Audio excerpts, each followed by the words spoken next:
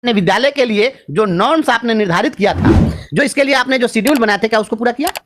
के पाठक जी से बहुत बड़ा सवाल है, या जो आप इसके लिए शेड्यूल निर्धारित है, अनुसूची जो निर्धारित की गई है विद्यालय के लिए मान और मानक, उसकी अनुसूची 19 और 25 के अंतर्गत जो बनाया गया है प्रावधान, उस प्रावधान के आप तीसरे कंडिका में गए हैं। उसमें जो उपकंडिका 3 है उसमें कार्य अवधि निर्धारित है कि विद्यालय के लिए 220 दिन का कार्य संचालन होना चाहिए। तो तीसरे बिंदु पर आप चलेगा और पहले और दूसरे बिंदु को कौन देखेगा? क्या के पाठक जी, आदरणीय के पाठक जी और शिक्षा विभाग के माननीय अधिकारी साहब लोग और माननीय मुख्यमंत्री जी और जो इन लोगों के समर्थक लोग हैं, ऐसे विद्वान लोग, क्या आप हमें बताएंगे कि गिनती जो सिखाई जाती है बच्चों को वह 3 से शुरू होती है, गिनती 1 से शुरू होती है? आप 3 पर तो चलेगा कि 3 में क्या लिखा हुआ है, 220 दिन स्कूल चलाओ, 220 दिन स्कूल चलाओ, 220 दिन स्कूल चलाओ, लेकिन 1 में क्या लिखा है, 2 में क्या लिखा है, ये भी तो बता दीजिए ना लोगों को। ये भी आरटी का पार्ट है। जब इसमें लिखा है कंडिका 1 में कहा है कि बच्चों का और शिक्षकों का अनुपात क्या होगा, छात्र शिक्षक अनुपात, और यह क्लास 1 to 5 के लिए है। प्राइमरी एजुकेशन को 1 to 5 और 6 to 8 के बीच में डिमार्केशन किया गया है। तो 1 to 5 के लिए जो मापदंड निर्धारित है, इसमें कहा गया है कि प्रत्येक प्राथमिक विद्यालय के लिए 1 to 5 के लिए एक अलग हेडमास्टर होगा।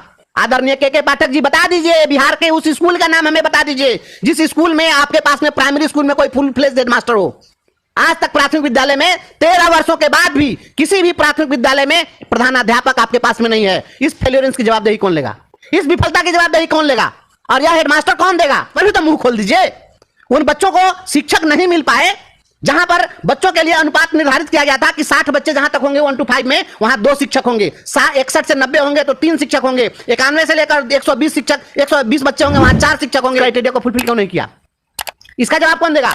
ये भी आरटी है, मैं ऐसे नहीं बोल रहा हूं, ये आरटी है, बड़ी आरटी आप लोग रट रहे हैं। तो आरटी हमने भी पढ़ा है, आप इस पर चर्चा क्यों नहीं कर रहे हैं? और जवाब देना चाहिए बिहार के रहनुमाओं को, माननीय मुख्यमंत्री, शिक्षा मंत्री और शिक्षा विभाग के एसीएस को और डायरेक्टर को, जितने पदाधिकारी उनको जवाब देना चाहिए कि जब इसमें आप जो अनुसूची बनाए, एक कंडिका का ख, उसमें 6ठी से 8वीं के बच्चों के लिए हर विषय के लिए अलग से शिक्षक देना है, विषयवार सब्जेक्ट वाइज टीचर देना है। बिहार का कोई, मैं चुनौती देता हूं आपके चैनल के माध्यम से, कोई एक विद्यालय पूरे बिहार में बता दीजिए। आप जिस दिन बता दीजिएगा ऐसा विद्यालय, उस दिन मैं रिजाइन कर दूंगा। आप हमें बता दीजिए उस विद्यालय का नाम जिसमें हर विषय के लिए अलग अलग शिक्षक हो।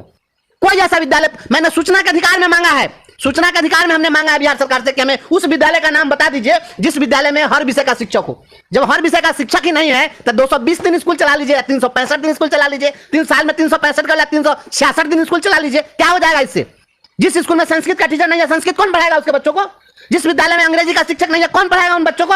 संस्कृत का मास्टर उर्दू पढ़ाएगा, उर्दू का मास्टर फारसी पढ़ाएगा। और आप बात करें शिक्षा का अधिकार अधिनियम की, या शिक्षा का अधिकार अधिनियम हम भी पढ़े हैं, बताइए बच्चों को क्यों नहीं मिला? उतना ही नहीं, मापदंड आपने निर्धारित किया है, आपने बनाया कानून, हमने नहीं बनाया, सरकार बनाई है कानून। जब कानून बनाई तो आपने कहा कि हर विद्यालय में हम आपको कला शिक्षा, स्वास्थ्य और शारीरिक शिक्षा और कार्य शिक्षा के अंशकालिक शिक्षक देंगे। आज तक किसी अंशकालिक शिक्षक की व्यवस्था हुई क्या?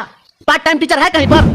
कला शिक्षा का है कोई शिक्षक? नाम भी कोई जानता है कि यह व्यवस्था है? मैं आपको यह बता दूं कि इसी शिक्षा का अधिकार अधिनियम के अंतर्गत लिखा हुआ है कि शिक्षा का अधिकार अधिनियम के तहत आप विद्यालयों में 10% से ज्यादा पद खाली नहीं रख सकते हैं।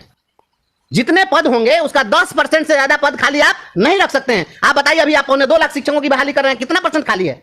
जिस राज्य के अंदर में 40% से ज्यादा शिक्षकों के पद खाली होंगे, वह शिक्षा का अधिकार अधिनियम की बात करेगा? यह कैसे हो सकता है? बिना हथियार का सिपाही कह दीजिए आप जाकर जंग जीत लीजिए, कैसे जीत लेगा? और इतना ही नहीं, शिक्षा का अधिकार अधिनियम यह भी कहता है कि हर बच्चे को मुफ्त में स्टेशनरी भी देना है।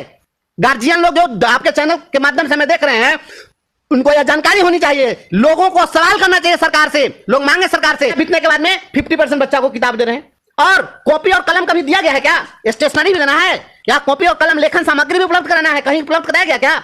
नहीं उपलब्ध कराया गया, जी नहीं। और शिक्षा पर आप ढिढोरा पीटते हैं क्योंकि यहाँ के लोगों को पता नहीं है कि नियम नियमावली क्या है। शिक्षा की समझ किसी को है नहीं। अब पॉलिटिशियन जाकर के टीवी चैनल पर डिबेट करता है, उसको तो दिन भर झूठ सच बोलना है, उसको शिक्षा की समझ तो है नहीं। तो जिसको शिक्षा की समझ नहीं है वो शिक्षा पर डिबेट क्या करेगा? और जनता क्या समझ, जिसको कुछ पता ही नहीं है, जो सब दिन खेसारी लाल का गाना सुना है, उसको शास्त्रीय संगीत समझ में आएगा? तो नहीं आ सकता है ना। तो इस तरीके से ये ड्रामा किया जा रहा है। स्कूलों में पुस्तकालय देना है, देख लीजिए शिक्षा का अधिकार अधिनियम में पुस्तकालय भी उपलब्ध कराना है। उतना ही नहीं, खेल का मैदान भी उपलब्ध कराना है। विद्यालय में बाउंड्री की व्यवस्था करनी है। 13 साल में क्यों नहीं हुआ, इसका जवाब दे शिक्षा विभाग के अधिकारी। 220 दिन, अरे हम लोग का तो घर बना दे, स्कूल में रात दिन पढ़ाएंगे, स्कूल में क्या दिक्कत है? हम जो रहते हैं अलग किराए के मकान में रहते हैं, जहां भी रहते हैं शिक्षक दौड़ रहे भाग रहे हैं। आप स्कूलों के, आप वहां सरकमफेरेंस में आप वहां शिक्षकों के लिए आवासीय व्यवस्था कर दीजिए, शिक्षक वहीं रहेगा, 365 दिन अवेलेबल रहेगा। संडे के दिन भी, छुट्टी के दिन भी अगर किसी बच्चे को जरूरत होगी, चला जाएगा शिक्षक से पूछने के लिए। शिक्षक तो वह उदार व्यक्तित्व होता है कि अगर उसका बच्चा और राह चलते हुए शिक्षक को अगर कोई बच्चा रोक करके कहे कि सर एक सवाल हमसे नहीं बना है, तो मैं समझता हूं शिक्षक को जितनी खुशी होगी उतनी खुशी आप नहीं महसूस कर सकते हैं। लेकिन कोई पूछने वाला हो तब तो, लेकिन कोई पूछने वाला नहीं है। तो अब शिक्षक दौड़ रहा है 200 किलोमीटर दूरी से स्कूल जाने के लिए, तड़प रहा है, भाग रहा है, दौड़ रहा है, क्योंककि उसका घर कहीं और है, ठिकाना कहीं और है, नौकरी कहीं और कर रहा है, ट्रांसफर की आपने व्यवस्था नहीं की है। और आप कह रहे हैं कि 220 दिन 240 दिन करते रहे, 220 दिन, जब 365 दिन में 253 दिन हम विद्यालय चला रहे हैं, तो फिर 220 दिन की बात क्या? आपका यार गर्मी की छुट्टी हो गई, आपका यार ठंडा की छुट्टी हो गई, कितने दिन की छुट्टी देते हैं भाई गर्मी में और शीतलहर में? अगर 353 दिन 253 दिन हम विद्यालय चला रहे हैं तो बहुत छुट्टी देते होंगे, तो आप 10 दिन ठंडा में देते होंगे। हमको नहीं लगता 10 दिन भी बंद होता है विद्यालय। और बंद अगर करते भी हैं आप, तो हम तो नहीं कहते कि आप बंद कर दीजिए, आप बंद करते हैं, शिक्षक तो जाते हैं विद्यालय में। तो शीतलहरी में आप 10 दिन भी अगर बंद कर दीजिएगा, 10 दिन और इधर उधर चीजों में आप बंद कर दीजिएगा, इलेक्शन सिलेक्शन में जो भी आप कर दीजिए, फिर भी आपके पास कितना दिन बचता है? 53 में से 20 दिन और घटा दीजिए, तभी तो 233 दिन चलाना है। 220 दिन हम हर परिस्थिति में शिक्षा के अधिकार अधिनियम के तहत जो निर्धारित कार्य दिवस है उससे अधिक दिन विद्यालय चला रहे हैं। और यह केवल लोगों को बताया जा रहा है कि पढ़ाई नहीं होती है। आप समाज में शिक्षकों को खलनायक साबित करके, शिक्षकों को जलील करके, और आप चाहते हैं कि हम एजुकेशन ले लें, या पॉसिबल नहीं है। आप डंडे के बल पर आप मजदूरी करवा सकते हैं, ईंट ढुलवा ले सकते हैं, मिट्टी ढुलवा ले सकते हैं, पढ़ाई का काम नहीं हो सकता।